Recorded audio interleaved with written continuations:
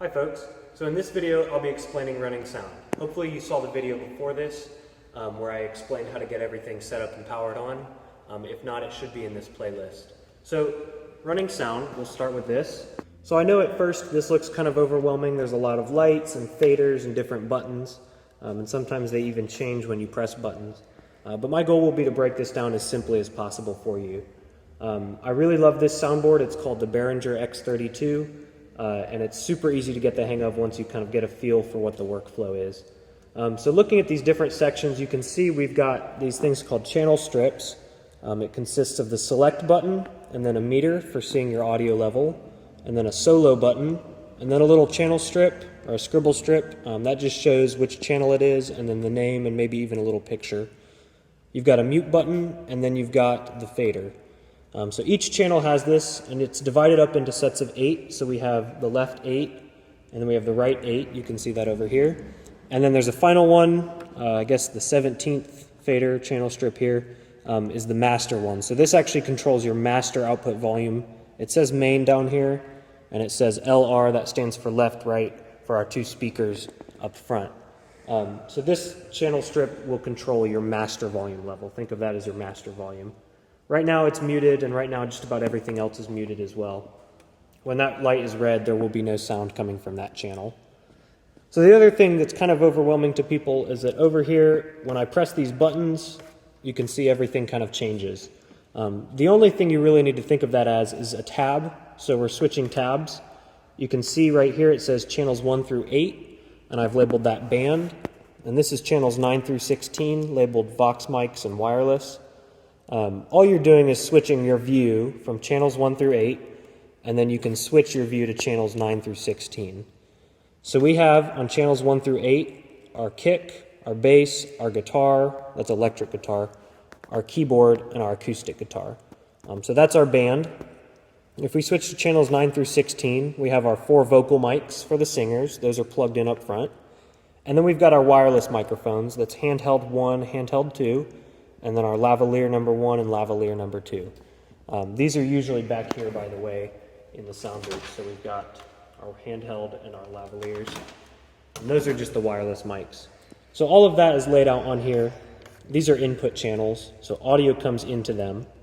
So one thing I forgot to add while filming this was how to get computer audio into the system. If we need to play a video during the service from the slides computer, you'll need to access the channel we use for computer audio. The button circled in red is called aux in 1 through 8, but I've labeled it computer audio. You can switch to this tab using the button, and the leftmost fader is the one that controls the computer audio. I usually leave this muted unless the video is actually playing. And of course, make sure that the volume is turned up on the computer. Now, when you move a fader, of course it's going to adjust the volume of that individual channel. So if I switch to channels 1 through 8, and I look at the band and I think that the electric guitar is kind of quiet, I can actually turn it up in the main mix with the fader. So that'll make it louder in the church space. Now the other set of channels we've got, these are like your outputs. As you can see here, we have these 2 different groups. If we select these buttons on the side, it changes our view again, just like the tabs over here. This one says group DCA 1 through 8. And groups just let you adjust a whole set of faders. So if I need to turn down the whole band, instead of rolling down all 4 of our band faders, I'll put those back up to where they were, I can take this single knob, it says band, and I'll pull down the band fader. So that's sort of like a master volume level for that group. Same thing goes for vocals. If the singers are all too loud, I can go ahead and take vocals and roll that down. So those are those groups. That changes the volume here in our church space. The other thing that you can do is you can change the monitor levels. And it says right here, this button monitors and stream. And you can see the scribble strips say bus 1, bus 2, bus 3, bus 4. And it says drum, monitor 2 front, monitor 3 keys, and then bus 4 is our live stream. A lot of times it's important to be able to mix things separately. Just because it sounds good in this space doesn't mean that it necessarily sounds good in our live stream. So it's important to be able to mix things independently on separate outputs. We have our main mix in the space, and then we have a monitor, it's those wedges up front, for the musicians to be able to hear themselves. If the drummer wants more of the bass, but the bassist doesn't want more of the bass, we can adjust that independently of the whole system. So what you can do to adjust a mix is I will hit select on that channel. So if I want to roll up, say we'll roll up the bass in that drum monitor, I will select that monitor channel, and then I'll hit sends on fader, and that light will start flashing. And all that means is that the mix that you see, the faders on this side, are now going mixed into that bus or that monitor. So the same thing, I can select, sends on fader is flashing, and we can see our mix over here. If I turn off sends on fader, it defaults back to our master level, and that's the stuff coming out of the main speakers. So I'm going to select bus 1, monitor 1 drums, and I'm going to turn on sends on fader, and then I can take the bass in that channel and roll that up. Now you'll see when I turn off sends on fader, it hasn't actually changed our main mix. If I pull the bass way down in the house, in our main mix, and I hit sends on fader, again you can see the bass is turned way up in the drum monitor. I hope that makes sense. That's how buses work. That's what they're called. They're separate mixes where you can change the mix for each person's output. The same thing goes for the live stream. If you want to monitor the live stream, the audio, you can press the solo button, and you'll see that lights up. Now what the solo button does is that sends audio over to our headphones that are plugged into the side of the soundboard right here. Solo just lets you listen to whatever is on those headphones. So what I like to do is I like to hit solo for live stream, turn that on, and then I can listen to our live stream mix in the headphones. If I don't like something in the mix, suppose vocalist 1 is too loud, I can hit select on the live stream channel, that's bus 4, I can do sends on fader, and then I can take vocalist 1 and I can change vocalist 1's level. Again, remember to hit sends on fader when adjusting someone's level in a mix. If you do it in the main mix, everybody in the church will be able to hear that adjustment. So now that we've talked about buses a little bit, it's good to know kind of what to do for sound. So when you first get here in the morning, everything should be muted. If you look at our band channels, all of these lights are on, so everything's muted. Same goes for all of our microphones, all of our vocalists, all of our wireless mics are muted. If you look at our monitors, well, those should be muted.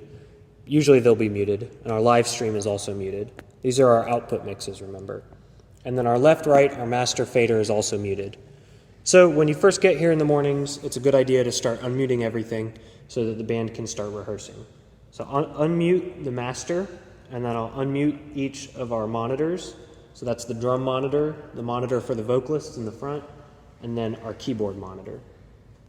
Same thing goes for any channels that are being used. So if we have all 4 vocalists, I'll go ahead and unmute those, and then I'll switch over to the band tab and unmute our drums, our bass, our guitar, our keys, and our acoustic guitar. Once those are unmuted, the band can start their rehearsal.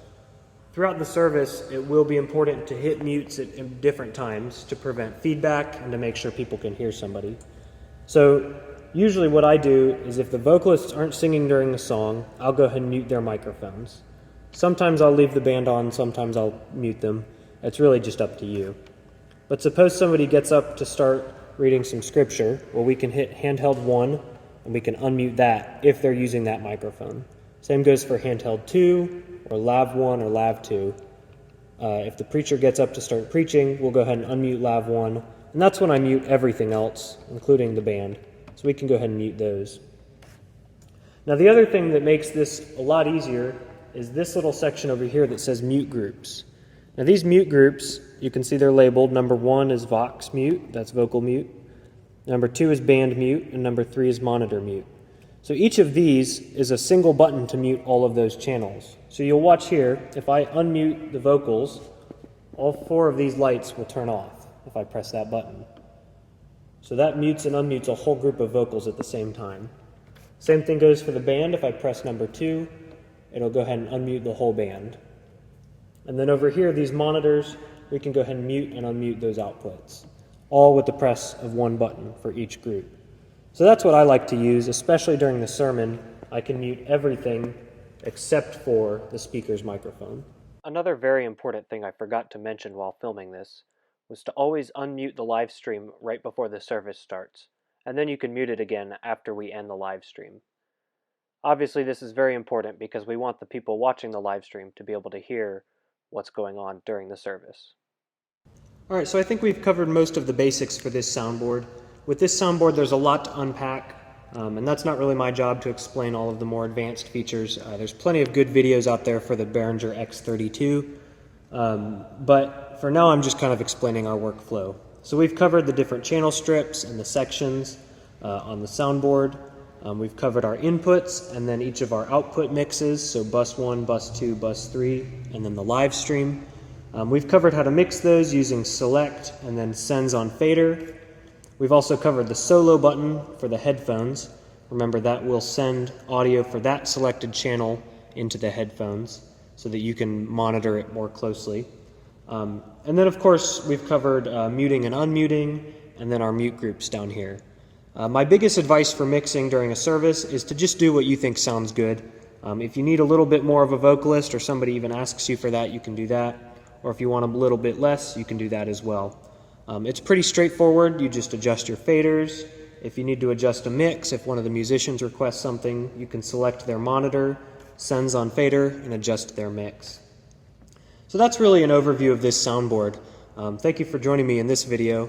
In the next video, we will cover how to do our live streaming.